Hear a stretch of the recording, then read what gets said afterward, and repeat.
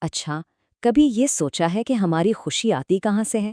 کیا یہ بس قسمت کی بات ہے یا ہم اسے خود بدل سکتے ہیں؟ آج ہم اسی بڑے اور دلچسپ سوال کی گہرائی میں اتریں گے۔ چلیں ایک سوال سے شروع کرتے ہیں۔ یہ سوال دراصل ہمیں خوشی کے بارے میں ایک بہت پرانے اور مشہور نظریے کی طرف لے جاتا ہے۔ آئیے دیکھتے ہیں کہ وہ نظریہ کیا تھا اور اب سائنس اس کے بارے میں کیا کہتی ہے۔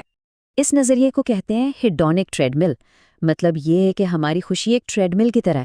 جیسے آپ کو کوئی نئی چیز ملتی ہے، آپ بہت خوش ہوتے ہیں، لیکن کچھ عرصے بعد وہ خوشی نارمل ہو جاتی ہے اور آپ واپس اپنی پرانی کیفیت پر آ جاتے ہیں۔ یہ تھیوری کہتی ہے کہ ہم ہمیشہ اپنی خوشی کی ایک مقررہ سطح پر واپس آ جاتے ہیں۔ اگر یہ بات سچ ہے تو اس کا مطلب تو یہ ہوا کہ خوش رہنے کی ساری کوششیں فضول ہیں۔ کافی مایوس کنواتے ہیں نا؟ لیکن کیا کہانی صرف اتنی ہی ہے؟ کئی سالوں تک سائنسدان بھی کچھ ایسا ہی سوچتے رہے۔ پھر ایک ایسا انقلابی خیال سامنے آیا جس نے سب کچھ بدل کر رکھ دیا۔ ایک ایسا خیال جس نے ہمیں اس ٹریڈ مل سے اترنے کا راستہ دکھایا۔ اور وہ انقلابی خیال اس ایک نمبر میں چھپا ہے، 40%۔ جی ہاں، تحقیق نے بتایا کہ ہماری خوشی کا ایک بہت بڑا حصہ، تقریباً 40%، ایسا ہے جو نہ ہمارے قسمت میں لکھا ہے اور نہ حالات پر منحصر ہے، بلکہ وہ ہمارے اختیار میں ہے۔ اور یہ خیال اس مشہور ہیپینس پائی چارٹ کی شکل میں دنیا کے سامنے آیا۔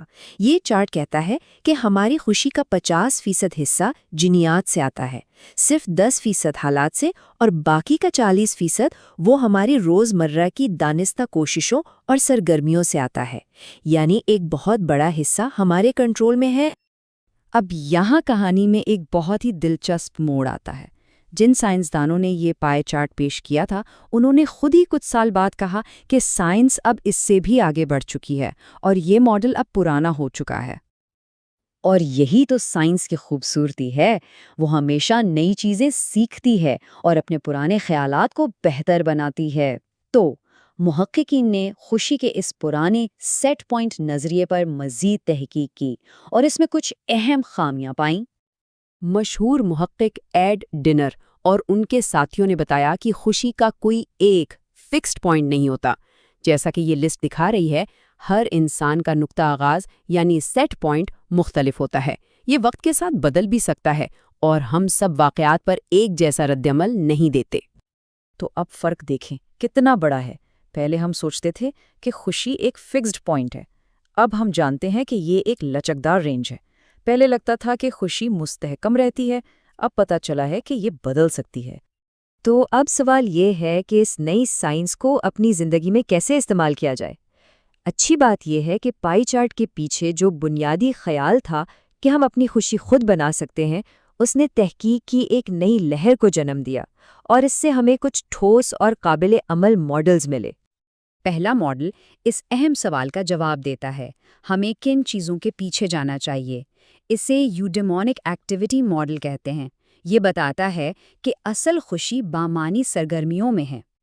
یہ ماڈل کہتا ہے کہ خوشی کا براہ راست پیچھا کرنے کے بجائے ایسے کام کریں جو ہمیں ترقی کرنے، دوسروں سے جڑنے اور اپنی صلاحیتوں کو استعمال کرنے کا موقع دیں۔ جیسے جب آپ کسی کی مدد کرتے ہیں تو آپ کو جو اندرونی سکون ملتا ہے نا، وہی اصل خوشی ہے۔ اچھا، دوسرا ماڈل ایک اور عام مسئلے کو حل کرتا ہے۔ اکثر کوئی اچھی چیز ہوتی ہے اور کچھ عرصے بعد اس کی خوشی ختم ہو جاتی ہے، تو اس اچھے احساس کو جاری کیسے رکھا جائے؟ یہ ماڈل ہمیں بتاتا ہے کہ ہم اچھی چیزوں کے عادی ہونے کے عمل کو کیسے سست کر سکتے ہیں۔ یہ ماڈل دو بہت آسان طریقے بتاتا ہے، تنوع اور قدردانی۔ یعنی اپنی زندگی میں نئی چیزیں آزمائیں اور جو کچھ آپ کے پاس ہے اس کی دل سے قدر کریں۔ بالکل ایسے جیسے اگر آپ ہر روز ایک ہی کھانا کھائیں گے تو بور ہو جائیں گے، لیکن اگر آپ مختلف چیزیں آزمائیں اور شکر گزاری کریں تو لطف برقرار رہے گا۔ اور پھر آتا ہے تیسرا اور سب سے ذاتی سوال، یہ کیسے معلوم ہو کہ میرے لیے کیا چیز بہترین ہے؟ یہ پازیٹیو ایکٹیویٹی ماڈل ہمیں اپنے لیے صحیح سرگرمیاں ڈھونڈنے کا طریقہ سکھاتا ہے۔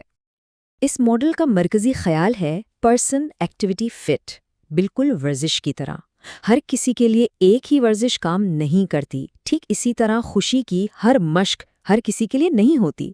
کسی کو دوسروں کی مدد کرنے سے خوشی ملتی ہے تو کسی کو کوئی نیا ہنر سیکھنے سے۔ اہم بات یہ ہے کہ وہ کام کیا جائے جو اپنی شخصیت سے میل کھاتا ہو۔ تو اس ساری تحقیق کا خلاصہ یہ ہے کہ خوشی کا حصول بالکل ممکن ہے، لیکن اس کے لیے 2 چیزیں لازمی ہیں۔ پہلا، خوش ہونے کا پختہ ارادہ، اور دوسرا، اپنے لیے صحیح حکمت عملی یا طریقے کا انتخاب کرنا۔ تو ہم نے ایک ایسے نظریے سے سفر شروع کیا جہاں ہم ایک ٹریڈ مل پر پھنسے ہوئے تھے، اور اب ہم ایک ایسے مقام پر ہیں جہاں ہمارے پاس خوشی بڑھانے کا ایک پورا منصوبہ موجود ہے۔ سائنس نے ثابت کر دیا ہے کہ یہ ممکن ہے۔ اب سوال صرف یہ ہے کہ اپنی خوشی کو بڑھانے کے لیے اگلا چھوٹا سا قدم کیا اٹھایا جا سکتا ہے۔